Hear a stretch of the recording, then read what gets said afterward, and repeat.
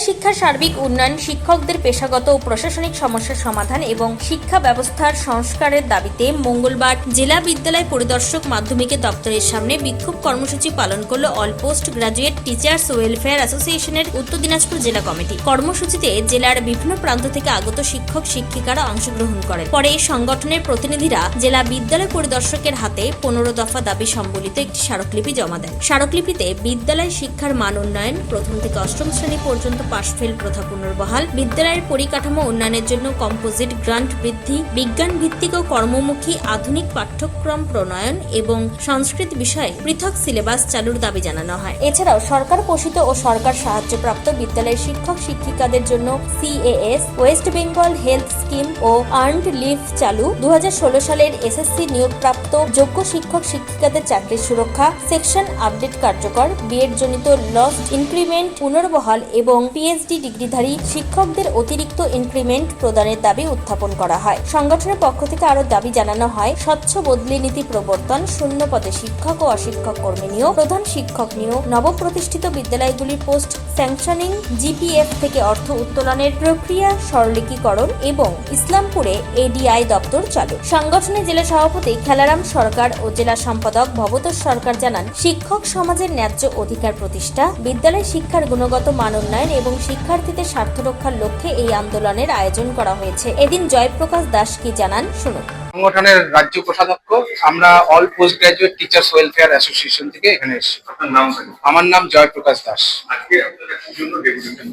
মূলত আমাদের শিক্ষার মান উন্নয়ন এবং শিক্ষক শিক্ষিকাদের পেশাগত দাবি দেওয়া নিয়ে আজকে ডেপুটেশন দিতে এসেছি।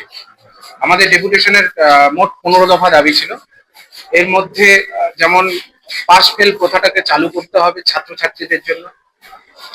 বিদ্যালয়ের যে গ্র্যান্ট গুলো দেওয়া হয়, টাকা এত কম পরিমাণে দেওয়া হয় যে কাগজ কলম কেনার পর্যন্ত সঠিকভাবে টাকা দেওয়া হয় না এবং মেনটেনেন্সের ব্যাপার থাকে বিভিন্ন কিছু। তো সেই গ্র্যান্ট যেন বাড়ানো হয় সেটার জন্য ব্যবস্থা। এছাড়াও শিক্ষক শিক্ষিকাদের পেশাগত দাবি দেওয়া নিয়ে আমরা লড়াই করছি। যেমন বিশেষ করে কেরিয়ার অ্যাডভান্সমেন্ট স্কিম, ক্যাশের দাবি, তার সাথে সাথে EL, WBHS এগুলোর দাবি আমাদের আছে, সেগুলো নিয়ে আমরা বিস্তারিত আলোচনা করলাম।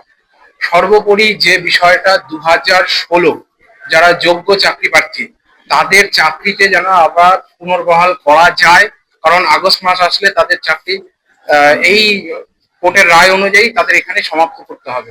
তো তারা যেন পুনরায় সুযোগ পায়, বা যে OMR শিট চালু হয়েছে, OMR শিট এখন পাবলিক ডোমেইনে আছে নতুন সরকার আসার পরে। তো এই যে OMR শিট আছে তার মানে আমরা ধরে নিতে পারি সরকারের কাছে সঠিক যোগ্যদের তালিকা আছে নিশ্চিতভাবে। তাহলে যোগ্য শিক্ষক শিক্ষিকাদের চাকরি ফিরিয়ে দিতে হবে। অনেক শিক্ষক শিক্ষিকা আছে বিভিন্ন কারণে তাদের বিএড করতে পারেনি সঠিক সময়ে, সেই কারণে তাদের ইনক্রিমেন্ট বন্ধ হয়ে আছে।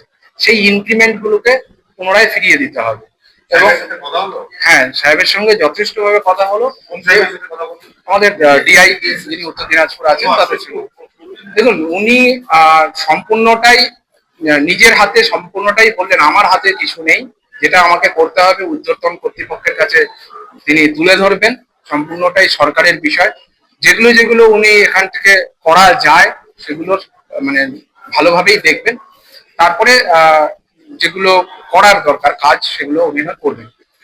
যেমন আরেকটা জিনিস, PhD যারা আছে তাদের কিন্তু ইনক্রিমেন্ট বন্ধ হয়ে আছে, তো তারাও কিন্তু ইনক্রিমেন্ট মানে দুটো ইনক্রিমেন্ট, তাহলে তাদেরও কিন্তু যে পাওনা গন্ডা আছে সেগুলো কি করে দেওয়া যায়, সেগুলো চালু করা যায়, সেটা কিন্তু আমরা ডিমান্ড করেছি। ঠিক আছে। উত্থাপিত দাবিগুলির বিষয়ে দ্রুত কার্যকর পদক্ষেপ গ্রহণের জন্য সংশ্লিষ্ট কর্তৃপক্ষের কাছে আবেদন জানানো হয়েছে। এদিনের কর্মসূচিতে জেলার বিভিন্ন বিদ্যালয়ের শিক্ষক শিক্ষিকারা উপস্থিত ছিলেন। উত্তর দিনাজপুরের রায়গঞ্জ থেকে শ্যামলেশ তরফদারের রিপোর্ট, টাইমস 14 বাংলা।